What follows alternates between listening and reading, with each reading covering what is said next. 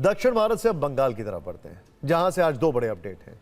आज शुभेंदु कैबिनेट की पहली बैठक में 6 बड़े फैसले हुए, जिनमें केंद्र की अटकी योजनाओं को ग्रीन सिग्नल दिया गया। दूसरा अपडेट शुभेंदु अधिकारी के पीए मर्डर केस से जुड़ा है, जिसमें 3 अभियुक्तों को 13 दिन की हिरासत में भेज दिया गया है। पहली कैबिनेट मीटिंग की बात करते हैं। शुभेंदु सरकार की पहली कैबिनेट बैठक हुई, जिसमें 6 बड़े फैसले लिए गए हैं। कैबिनेट में भारत बांग्लादेश सीमा पर फेंसिंग के लिए बीएसएफ को जमीन देने को मंजूरी दे दी गई है और यह प्रक्रिया 45 दिनों में पूरी कर ली जाएगी। आयुष्मान भारत समेत केंद्र की सभी योजनाओं को लागू करने की घोषणा की गई है।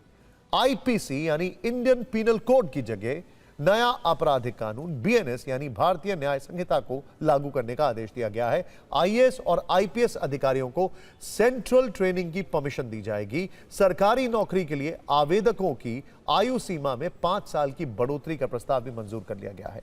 जनगणना से जुड़े 2025 के परिपत्र को भी तत्काल लागू करने को मंजूरी दे दी गई। बंगाल में चुनाव के दौरान बीजेपी ने घुसपैठ को बड़ा मुद्दा बनाया था। बीजेपी बार बार आरोप लगा रही थी कि ममता सरकार फेंसिंग के मामले पर गंभीर नहीं है। बीजेपी के मुताबिक अब जमीन अधिग्रहण की वो बाधा दूर कर दी गई है। बांग्लादेश के साथ भारत 4096 किलोमीटर की सीमा साझा करता है। इसमें सबसे ज्यादा 2216 किलोमीटर की सीमा वो अकेले पश्चिम बंगाल के साथ शेयर करता है।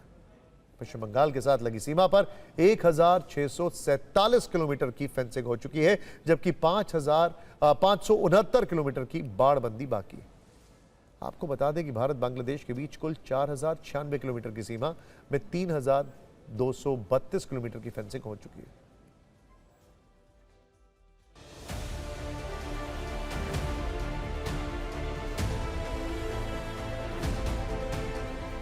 ये सीट में बंगाल का ही, इसलिए आज पहले कैबिनेट में हम लोग बीएसएफ को लैंड ट्रांसफर करने का डिसीजन ले लिया है। पहले कैबिनेट ये आने वाला 45 डेज के अंदर पूरा के पूरा जमीन एमएचए को ट्रांसफर करेगा, बीएसएफ फेंसिंग पूरा कर देगा और इलीगल इन्फिल्ट्रेटर्स का जो हमारी प्रॉब्लम चल रहा है ये भी कुछ दिन के अंदर रिजॉल्व हो जाएगा। ऑनरेबल प्राइम मिनिस्टर साहब का कमिटमेंट था, बीजेपी का मैनिफेस्टो में था।